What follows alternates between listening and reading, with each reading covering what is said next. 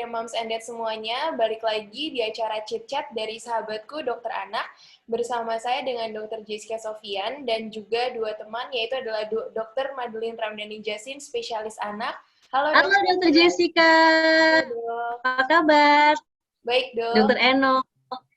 Hai. Dan juga ada Dokter Retno Palupi Baroto, spesialis anak. Halo Dok. Dan pada hari ini kita mengenai World Tuberculosis Day. Dan pada hari ini kita sudah mengundang narasumber yang pastinya keren banget dan juga merupakan pakarnya, yaitu ada Dokter Madeline Ramdhani Jasin, spesialis anak. Dokter Eno, saya bukan pakarnya ya Dokter Jessica, tapi saya belajar lebih, mungkin bacanya lebih banyak sedikit dari Dokter Eno, Dokter Jessica, tapi belum pakar. Tapi saya mau share aja ilmu-ilmu tentang tuberkulosis pada anak. Gitu Dokter Jessica. Oh, senang banget ya nih Dokter Maudi. Hari TB itu kapan ya Dokter Maudi sebenarnya ya? Nah, hari tuberkulosis sedunia, ini kita ngomongin sedunia ya Dokter Eno, ya Dokter Eno, Dokter Jessica. Bukan hanya di Indonesia, tapi di dunia itu diperingati setiap tanggal 24 Maret. Jadi 24 Maret itu udah lewat ya sebenarnya ya. Jadi kita memperingati Hari Tuberkulosis Dunia. Kenapa akhirnya kita memperingati Hari Tuberkulosis Dunia? Karena tuberkulosis ini masih merupakan momok di dunia, momok penyakit infeksi di dunia. Bukan hanya di Indonesia, lebih-lebih salah satunya di Indonesia. Kenapa di Indonesia? Karena di Indonesia itu kita merupakan negara di dunia dengan orang penderita sakit tuberkulosis terbanyak. Kita pokoknya selalu top 3. Kalau nggak kedua, ketiga di dunia. Barengan sama India dan Cina. Jadi bayangkan bahwa tuberkulosis ini magnitude-nya tuh besar. Penderitanya banyak. Di Indonesia juga. Nah, dan mungkin Dr. Jessica dan Dr. Eno perlu ketahui bahwa tuberkulosis ini merupakan salah satu penyakit infeksi dengan jumlah kematian terbanyak.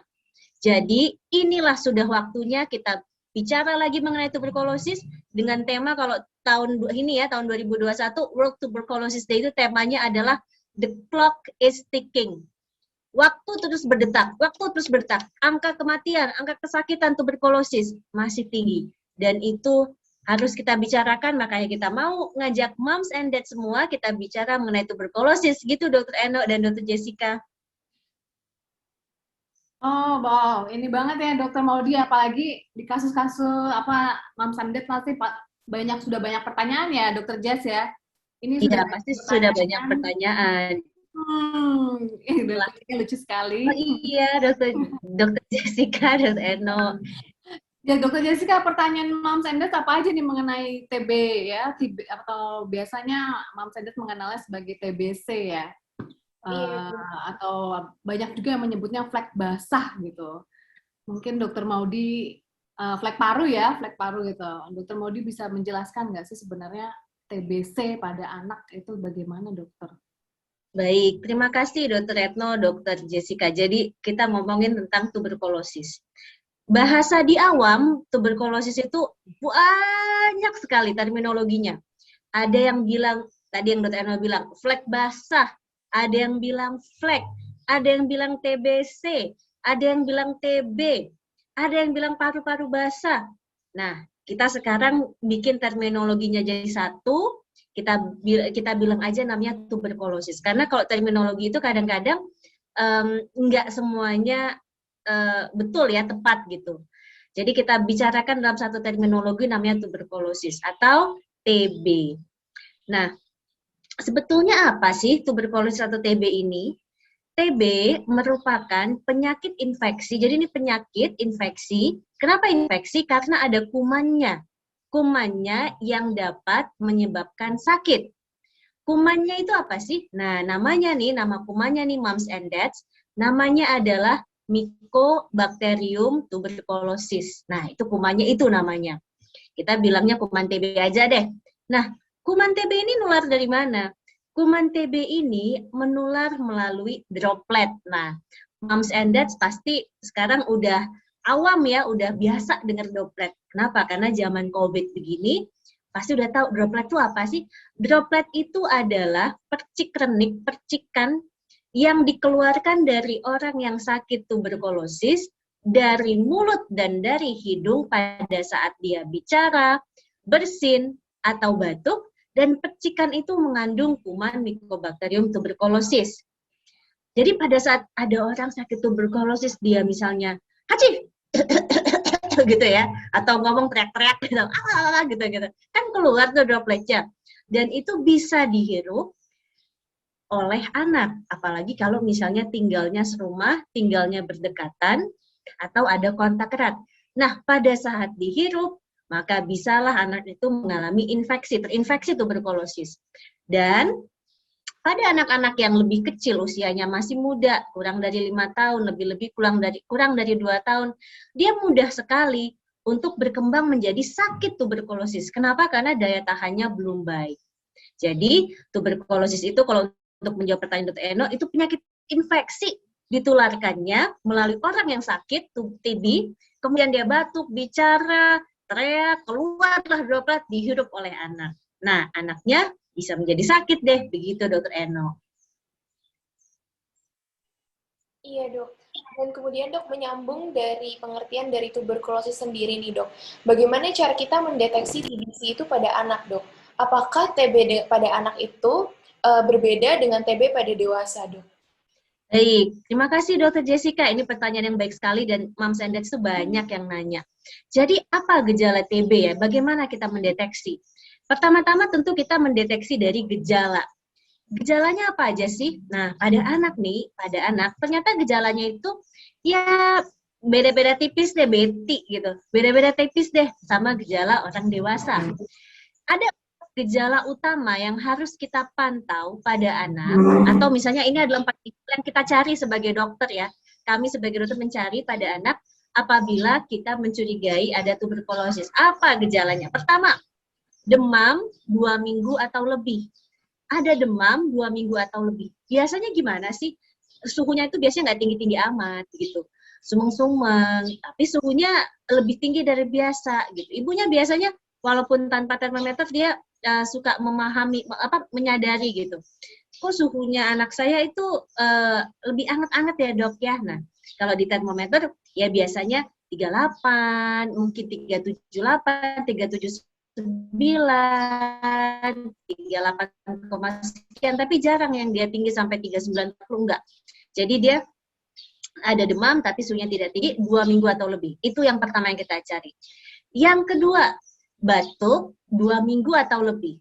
Nah, batuknya bagaimana? Umumnya batuknya itu berdahak. Batuknya produktif namanya berdahak. Nah, ini biasanya nih lebih nyata pada anak-anak yang usianya lebih besar. Lebih besar gimana? Biasanya lebih nyata pada anak-anak usia sekolah. Batuk 2 minggu atau lebih, berdahak. Umumnya berdahak. Bagaimana anak-anak yang kecil? Nah, ada gejala ketiga, Dr. Jessica. Gejala ketiga yang lebih umum ditemukan pada anak-anak yang usianya lebih kecil. Misalnya 2 tahun ke bawah, 5 tahun ke bawah. Ini lebih umum. Yaitu berat badan turun. Berat badan turun dalam 2 bulan pemantauan dan sudah kita berikan tata laksana nutrisi yang benar. Jadi gini, berat badan turun kan sebenarnya sebabnya banyak ya, Dr. Jessica ya. Misalnya dia ternyata nutrisi yang diberikannya tidak mencukupi atau jumlah kalorinya kurang ya nggak Pak? Ya gimana berat badannya mau naik misalnya begitu. Jadi banyak sebabnya. Tapi pada anak dengan TB, ini anak berat badannya turun. Sudah kita lihat, oh iya turun ya. Kita kemudian diberikan nutrisi yang sesuai. Misalnya harusnya makan besar 3 kali sehari, gitu kan. Nasi, lauk pauk 3 kali sehari, plus snack, misalnya begitu. Kita sudah berikan dengan sesuai, kalorinya udah benar, begitu. Terus kemudian kita pantau, betul lah pemberiannya juga makannya benar, gitu ya. Udah betul. Tapi berat badannya tidak naik. Jadi malah turun. Begitu. Kadang-kadang memang pada anak dengan TB bisa juga kita temukan gejala keempat, yaitu lesu, lemah, letih. Namanya kita suka bilang namanya malaise, kalau bahasa dokternya malaise. Jadi lesu, lemes, ya bagaimana anak yang mau makan kalau begitu. Itu juga adalah gejala keempat. Nah, jadi ada 4 gejala utama itu. Demam lama, batuk lama, penurunan berat badan, dan lemas. Nah, itu yang harus kita cari. Lebih-lebih Dokter Jessica, misalnya ibu atau bapaknya bilang begini, iya dok, ini ternyata di rumah kita atau tetangga kita yang dekat sekali, atau misalnya tinggal di kontrakan dan kamar sebelah atau bagaimana lah begitu, sakit TB. Nah, itu lebih lagi menguatkan. Jadi, gejala awal yang harus dilihat adalah itu. Kemudian dibawalah ke dokter. Jadi kalau ada 4 itu wajar lah, biasanya ibu-ibu sama bapak-bapak aja udah panik kalau ngeliat anaknya begitu ya. Terus apalagi kalau misalnya ada kontak lebih khawatir lagi gitu. Dibawalah ke dokter. Dan tugas kami lah, tugas saya, Dokter Eno, Dokter Jessica, nanti untuk mendiagnosis secara betul apakah ini tuberkulosis atau ternyata ada penyerta lain atau ada penyakit lain pada anak tersebut. Begitu Dokter Jessica. Oh, wow, Dokter Maudy, ini penting banget ya gejala-gejala TBC ini ya. Dan banyak sekali moms and dads tuh yang bertanya nih Dokter Maudy mengenai gejala-gejala TBC-nya ini. Karena kan misalnya tadi Dokter Maudy bilang demam, hangat-hangat ya, terus kemudian batuk. Nah, ini ada pertanyaan nih Dokter Maudy, batuk yang kayak apa sih Dokter Maudy yang harus membuat moms and dads khawatir atau apakah ini TBC atau bukan? Apakah batuk yang malam hari nih? Kebetulan ada juga pertanyaan nih. Anak saya usia 3 tahun, tapi batuknya tuh kalau malam hari, apakah ini TBC? Bukan, Dokter Maudy. Nah, bisa jelaskan nggak? Mungkin mengenai batuk dulu nih. Yang batuk kayak apa sih yang TBC itu? Gitu, Dok. Baik. Tuh, Retno tuh bener banget. Ini pertanyaan batuk, ini pertanyaan yang kayaknya nggak bakal habis dibahas-bahas gitu ya. Dan menariknya adalah, Dokter Eno, Dokter Jessica, batuk merupakan salah satu, kalau bukan salah satu yang utama ya, keluhan yang membawa orang tua, membawa anaknya datang ke rumah sakit bertemu dengan dokter. Jadi keluhan batuk ini merupakan keluhan yang ternyata banyak dikeluhkan. Nah, batuk ini sebabnya banyak, tapi kita akan fokus kepada batuk yang dicurigai karena tuberkulosis atau TB. Jadi kita bilangnya TB aja Dokter Eno. TB mempersingkat gitu ya. Bukan TBC, TB aja. Jadi batuk yang kayak gimana nih? Pertama, batuknya antara pagi, siang, dan malam tidak ada perbedaan waktu lebih sering. Jadi kalau kita tanya ke ibu moms and dads-nya gitu, batuknya gimana Bu? Pagi, siang, malam terus-terusan? Iya tuh batuknya pagi, siang, malam ada aja gitu. Beda dengan batuk yang misalnya batuknya gimana Bu? Batuk yang misalnya ibunya bilang gini, batuknya utamanya malam-malam dokter pada saat tidur, atau batuknya pagi-pagi pada saat bangun. Tapi sepanjang hari, sepanjang dia siang-siang, sore-sore, dia baik-baik aja, main segala macam. Kayaknya saya jarang dengar batuk, malah nggak ada. Nah, batuk yang seperti itu umumnya biasanya ada pengaruh alergi. Jadi batuk yang karena TB adalah batuk yang apabila kita tanya lebih lanjut, pagi, siang, malam, dia ada gitu. Jadi ibunya bisa bilang, ada terus kok kayaknya pagi saya dengar batuk, siang ada batuk, malam ada batuk, tidak ada pengaruh waktu, itu yang pertama. Nah, yang kedua, umumnya ya, batuknya itu berdahak atau produktif. Jadi dia ada batuknya, ada dahak atau produktif. Namun gini nih, kadang-kadang nih moms and dads tuh kalau misalnya dengar batuk, kita bilang batuknya ada dahak Bu. Nah suka dibilang enggak, anak saya nggak pernah ngeluarin dahak. Jangan lupa bahwa anak dia belum tentu dapat mengeluarkan dahaknya dengan baik. Beda dengan dewasa yang keluar kita dahak, terus kita tinggal udah kita keluar gitu ya. Misalnya di kamar mandi atau harus di kamar mandi dong, jangan sembarangan tempat ya, gitu buang dahak ya. Tapi kalau anak dia sulit, dia lebih sulit biasanya. Umumnya pada anak yang besar dia bisa, tapi pada anak kecil mungkin belum bisa. Bisa ditelan oleh dia. Dan itu nggak apa-apa juga. Dahak itu boleh dikeluarkan, boleh ditelan, itu nggak ada masalah. Yang penting yang dievakuasi, intinya begitu. Nah, kalau begitu kan ibunya kayaknya enggak, dia nggak ada dahak. Coba dengar batuknya. Beda antara batuk yang ada dahak tuh jadi kayak lebih ada kayak gimana contohnya Dokter Eno ya. Jadi batuknya tuh kayak ada cairan. Jadi bukan batuk kering yang nah ini batuk kering nih. itu batuk kering. Tapi kalau batuk berak itu dia itu ada kayak phlegmy gitu. Jadi ada grok-grok batuknya grok-grok. Nah, itu mungkin batuknya grok-grok. Jadi bagaimana batuk yang lebih menunjang ya, saya bilang lebih menunjang nih, karena tuberkulosis batuknya tidak ada perbedaan waktu antara pagi siang malamnya terus-terusan aja, kemudian 2 minggu atau lebih, dan dia biasanya phlegmy cough atau batuk produktif atau batuk berdahak. Lebih-lebih lagi kita lihat gejala lainnya. Jadi kita nggak hanya dengan satu batuk aja kita lihat juga, yaitu tadi demam ada nggak, penurunan berat badan ada nggak, lemes ada nggak, coba lihat sekeliling-kelilingnya, ada nggak yang lagi batuk-batuk, ada yang lagi obatin TB misalnya, itu juga harus dicari. Begitu Dokter Eno. Oke, jelas banget sih Dokter Maudi mengenai batuk ini. Apalagi mungkin kalau ada batuk disertai berat badannya sulit naik ya, Dokter Maudi ya. Itu bisa menjadi penanda kena TB gitu ya. Nah, itu sekalian ada pertanyaan dari Moms and Dad. Kenapa pada TB itu berat badannya sulit naik, Dokter Maudi? Ya, baik. Kenapa pada TB berat badan sulit naik? Sebetulnya ya Moms and Dads, bukan hanya pada tuberkulosis. Maksudnya, pada anak-anak dengan penyakit kronik atau penyakit yang lama atau penyakit infeksi yang bisa penyakit infeksi, bukan penyakit infeksi, tapi penyakit yang lama, berat badan itu bisa sulit naik atau bahkan turun. Nah, kita ngomongin kondisi tuberkulosis deh. Kita ngomongin kondisi tuberkulosis. Pada kondisi tuberkulosis, dengan adanya kuman yang masuk ke dalam tubuh, kemudian dia menyebabkan peradangan-peradangan di seluruh tubuh, kemudian dia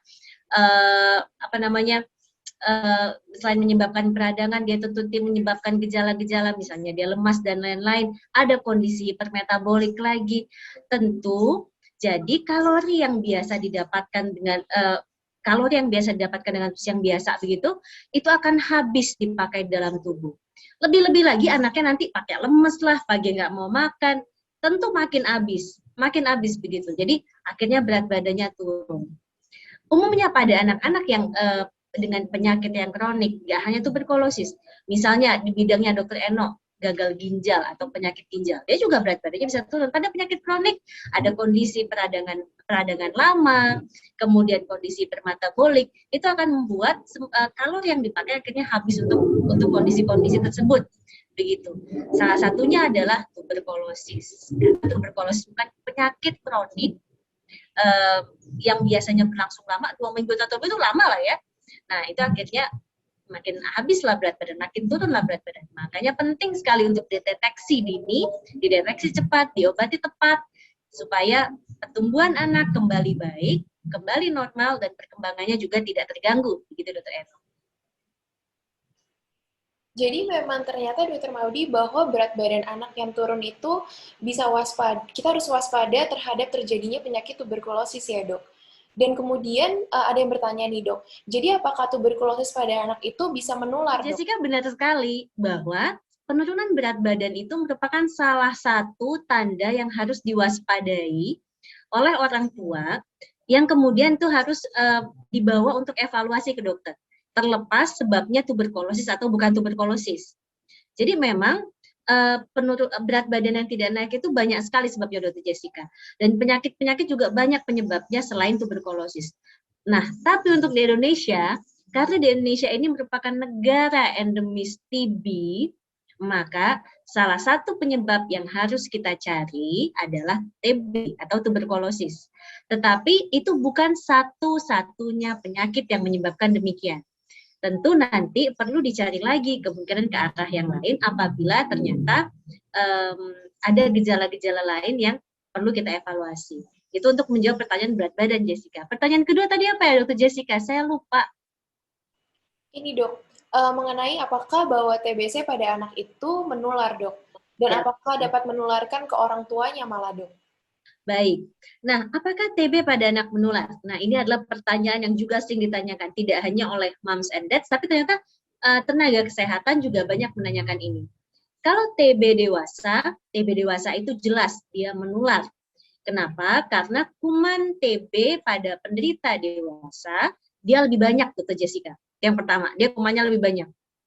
Kemudian gejala batuk juga dominan. Kalau Dokter Jessica lihat orang TB dewasa, dia kan banyak kan yang itu malah gejala utama. Beda sama anak, biasanya pada anak-anak kecil demam atau penurunan berat badan, kadang-kadang batuknya juga ya ada tapi nggak segitu-gitu gitu, misalnya begitu. Nah, kalau dewasa begitu. Bagaimana pada anak? Nah, pada anak ini jawabannya adalah bisa tapi tergantung. Maksudnya gini, tidak semua gini, bedanya pada dengan TB dewasa, TB anak itu pertama kumannya, kalau pada anak-anak yang lebih kecil kumannya itu sifatnya biasanya lebih sedikit, atau di dunia kedokteran kita mengenal namanya pauci basiler. Kalau dewasa dia lebih banyak. TB pada anak dia kumannya lebih sedikit, tapi pada anak yang bagaimana? Nah, Dokter Jessica tahu anak itu kita range-nya gede banget, ya kan Dokter Jessica? Dari bayi 0 hari sampai anak 18 tahun, sampai 18 tahun itu kita masih sebut anak. Range-nya gede banget. Padahal bayi sama anak 18 tahun tuh nggak bisa disamain. Gejalanya nggak bisa disamain.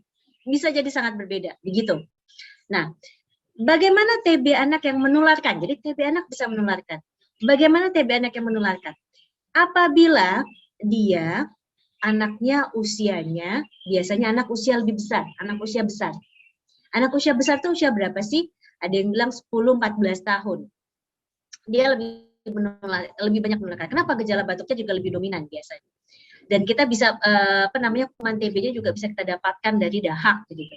Jadi biasanya 10-14 tahun itu dia sudah batuk, sudah kita bilangnya kadang-kadang adult type TB. Jadi mirip dewasa. Nah, tapi ternyata pada yang lebih kecil juga bisa mungkin kalau misalnya dia menularkan apabila kita ketemu di dahaknya kuman TB atau ternyata ronsennya jelek sekali. Nah, itu bisa. Nah, tapi memang kalau usia-usianya lebih kecil, bayi kan juga bisa kena TB ya Dok Jessica, Dokter Retno ya. Bayi itu bisa kena TB. Jadi bukan hanya anak-anak usia sekolah aja misalnya, bayi juga bisa. Nah, yang dia misalnya ternyata gejala batuknya nggak dominan. Di dahaknya atau di spesimen misalnya dari lambung tidak ditemukan dahaknya kuman TB-nya. Dia resiko penularannya lebih kecil. Begitu. Akan lebih besar pada anak-anak yang usianya lebih besar, misalnya usia sekolah yang gejala batuknya dominan, atau yang kita temukan memang pada dahaknya ada kuman TB. Begitu Dokter Jessica. Oke, Dokter Maudi jelas banget ya, tadi udah disebutkan gejala-gejala, terus kemudian ada kuman di dahaknya. Nah, kalau anak-anak gimana Dokter Maudi? Ini cara mendeteksi TB-nya. Gimana cara mendapatkan dahaknya kali ya Dokter? Ya, betul. Nah, ini dahaknya. Ya, betul. Ini susah sekali Dokter Eno. Jadi ada caranya. Jadi begini, kalau anaknya udah agak gede, 7 tahun biasanya saya suka nanya, kamu bisa keluarin dahak nggak gitu? Dipandu gitu. Gimana cara mengeluarin dahak? Ya begini caranya. Jadi misalnya tarik nafas, buang nafas, tarik nafas lagi, batukan sampai misalnya keluar dahaknya. Itu bisa dipandu. Tapi itu pada anak yang usianya lebih besar, 7 tahun, atau misalnya dia kooperatif, kan anak ada yang nggak kooperatif, misalnya nggak bisa kerjasama, misalnya, ayo kamu tarik nafas, nggak mau, gitu-gitu kan, itu nggak bisa, udah jelas nggak bisa deh. Tapi kalau anak yang lebih gede gitu, masa 10 tahun dia nggak bisa sih dipandu, ayo tarik nafas, buang nafas, ayo tarik nafas, betul kan?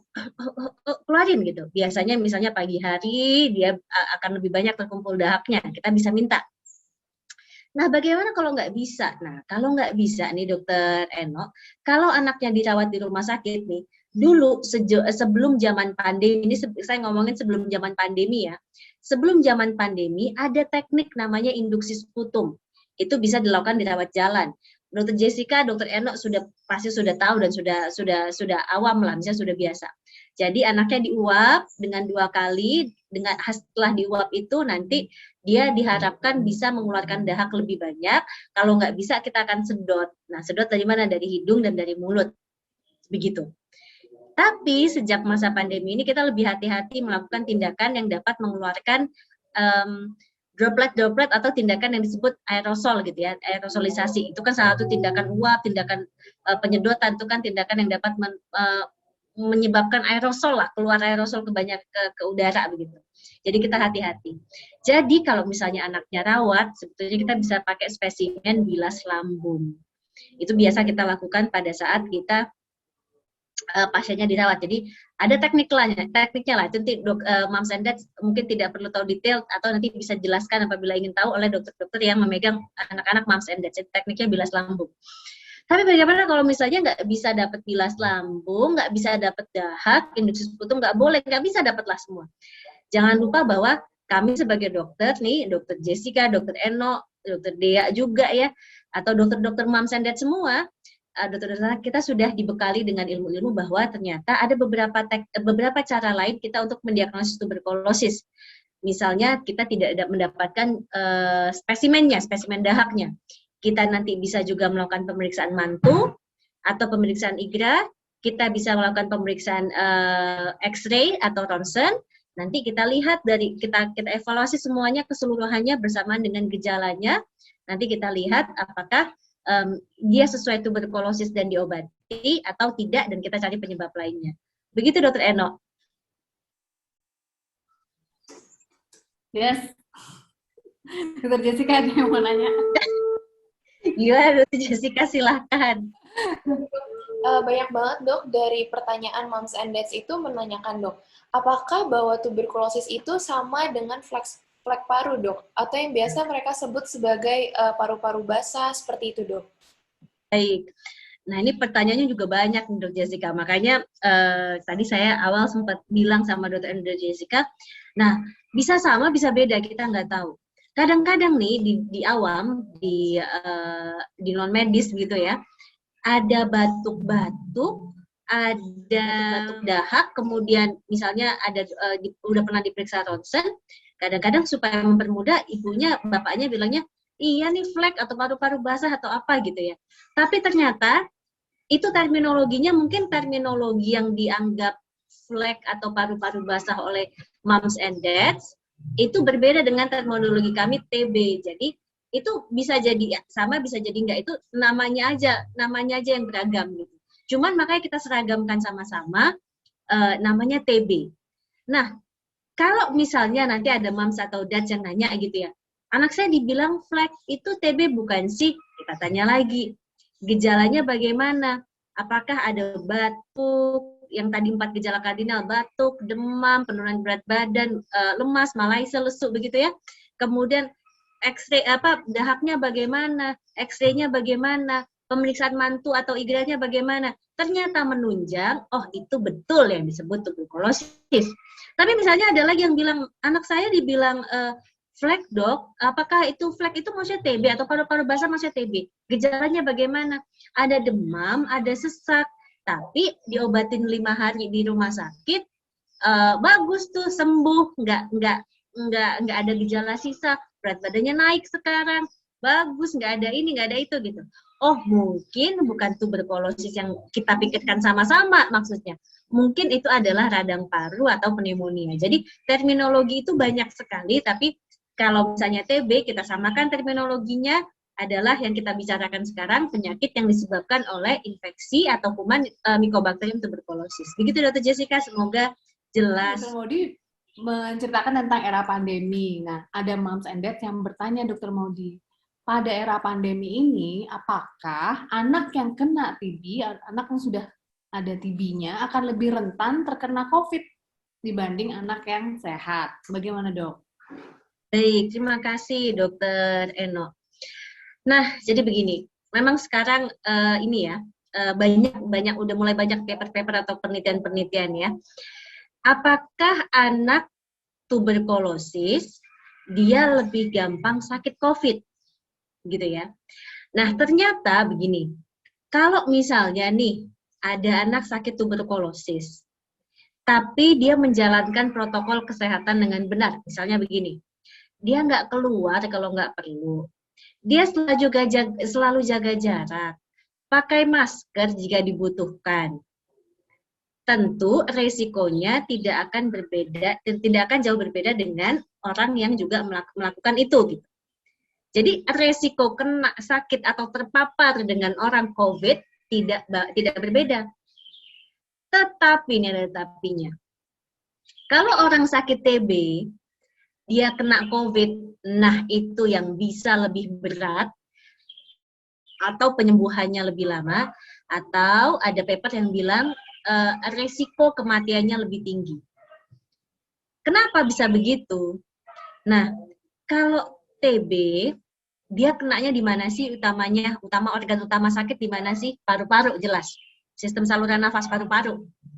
Gejalanya batuk-batuk segala macam, dari ronsennya kita bisa kelihatan segala macam lesi lah putih apa segala macam gitu ya, lesinya di paru-paru kita bisa lihat.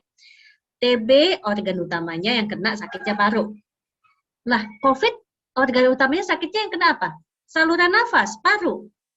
Makanya ada radang paru karena COVID atau pneumonia karena COVID. Bayangkan, misalnya ada orang sakit TB. Paru-parunya tanda kutip udah sakit. Udah nggak, namanya sakit pasti kan ada fungsi yang mungkin terganggu begitu. Misalnya ya, astagfirullahaladzim, misalnya amit-amit kena COVID juga. Tentu bebannya akan lebih besar. Beban sakitnya akan lebih besar. Makanya dikatakan kalau sudah sakit TB, kalau ternyata dia kena COVID, dia beratnya penyakit, tingkat derajat penyakit bisa lebih besar, atau bahkan ada paper menyatakan mungkin mortalitasnya akan lebih tinggi. Begitu. Nah, tapi apakah akan lebih mungkin lebih gampang kena sakit? Nah, kalau misalnya dia sakit TB nih, tapi dia menjaga protokol kesehatan yang benar, dia nggak kemana-mana.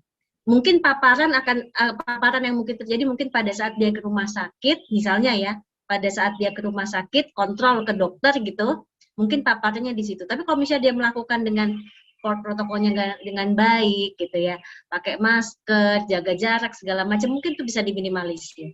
Atau sekarang Dr. Eno, Dr. Jessica juga mungkin melakukan praktek ini telekonsultasi. Telekonsultasi kan juga sudah mulai banyak. Jadi kalau misalnya pasien tuberkulosis kan pengobatannya dia bisa 6 bulan, bahkan kalau misalnya pada kondisi yang berat kita bisa sampai setahun kan. Nah, tapi dia sudah melewati fase intensif misalnya, fase intensif pengobatan. Dan kontrolnya juga udah lebih jarang. Anaknya pemantauan juga lebih baik gitu. Responsnya baik dengan pengobatan. Mungkin untuk melanjutkan pengobatan itu bisa dengan telekonsultasi. Itu juga akan mengurangi resiko paparan bertemu atau nanti ketemu atau terpapar orang sakit tuberkulosis, orang sakit COVID. Begitu Dr. Eno. Iya dok. Tadi kan dikatakan ya dok ya, kalau pengobatan TB itu ada yang 6 bulan sampai 1 tahun dok. Ini ada moms and dads yang menitipkan pertanyaan dok. Jika misalnya anaknya sudah terkena TB dan juga sudah minum obat 6 bulan dok, apakah bisa terjadi TB lagi di kemudian hari dok? Dan bagaimanakah caranya supaya anak ini tuh TB-nya tuh bisa sembuh total gitu dok, dan tidak terjadi lagi di kemudian harinya dok? Baik, terima kasih Dr. Jessica. Itu bagus banget pertanyaannya juga ya. Jadi apakah orang sakit tuberkulosis bisa sakit tuberkulosis lagi? Oh, bisa banget. Bisa banget. Bisa bangetnya gimana? Misalnya dia sakit, ada anak nih usia 2 tahun misalnya, sakit TB. Misalnya saat itu ketularan dari misalnya bapaknya, misalnya. Bapaknya sakit TB, anaknya sakit TB diobatin. Misalnya pengobatannya saat itu 6 bulan selesai tuntas, bagus. Tanda berhasilnya pengobatan TB apa? Berat badannya naik bagus, gejalanya nggak ada, jadi tumbuh kembangnya juga baik. Jadi gejala-gejala yang tadinya ada jadi nggak ada, udah nggak ada demam, nggak ada batuk, berat badan naik, anaknya aktif, itu tuntas selesai, berarti pengobatannya selesai, 6 bulan waktunya selesai dan berhasil. Nah, terus sekolah deh dia nih, sekolah. Dia misalnya satu mobil antar jemput, kalau dulu zaman mobil antar jemput nih Dr. Jessica, saya nggak tahu sekarang masih zaman mobil antar jemput nggak ya, atau misalnya jangan deh, kan masih masa pandemi, mungkin nggak ada ini ya, nggak ada antar jemput. Ternyata sekarang ibunya yang sakit TB. Terus anaknya misalnya umurnya sekarang 10 tahun, 12 tahun gitu misalnya. Terus dia ketemu sama anaknya kontak erat lagi. Muncul gejala lagi, bisa sakit lagi nggak? Ya bisa. Bisa banget. Karena ada kontaknya lagi. Nah, bagaimana supaya mencegah anak tidak jadi sakit tuberkulosis? Begitu ya pertanyaannya.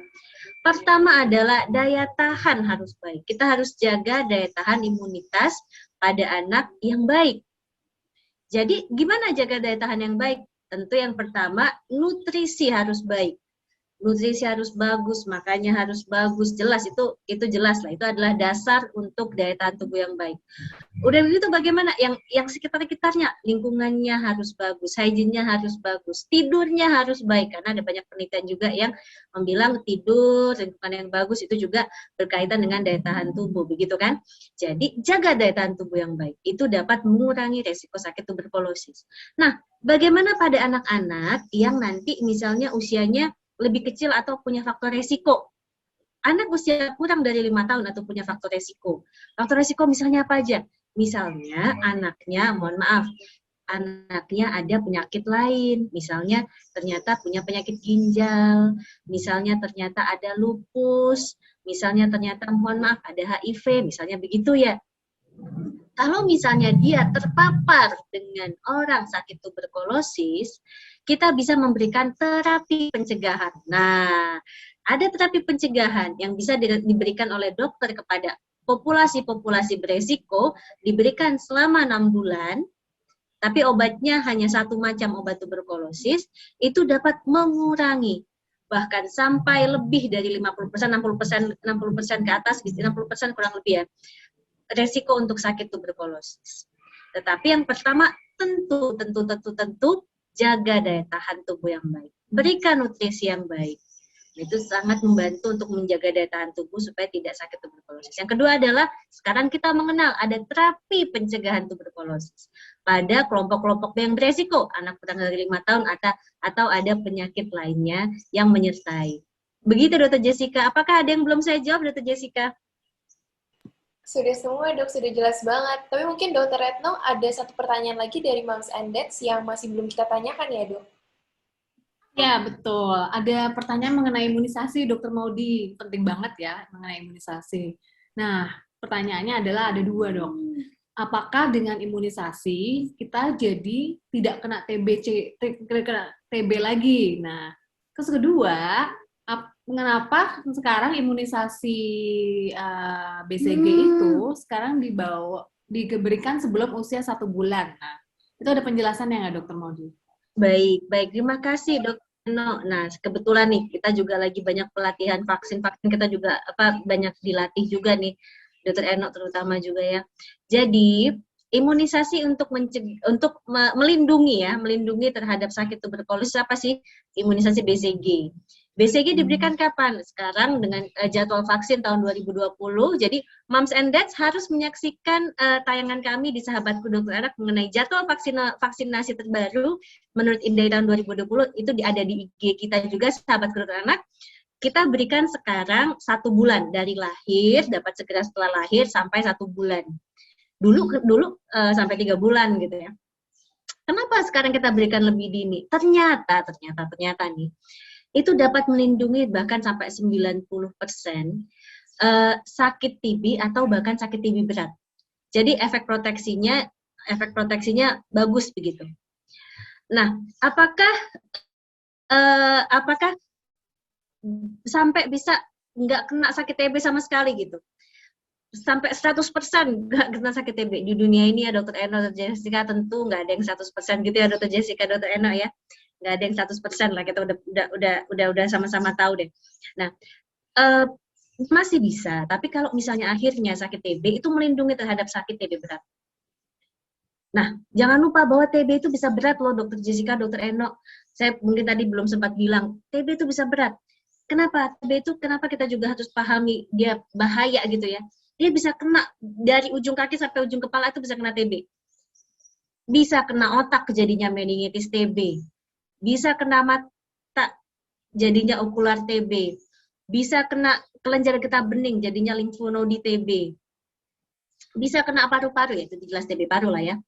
Bisa kena saluran cerna, jadinya peritonitis atau tuberkulosis pada saluran cerna. bisa kena tulang, TB tulang, atau nanti ada osteomielitis TB, atau bisa kena tulang belakang, jadi spondylitis TB.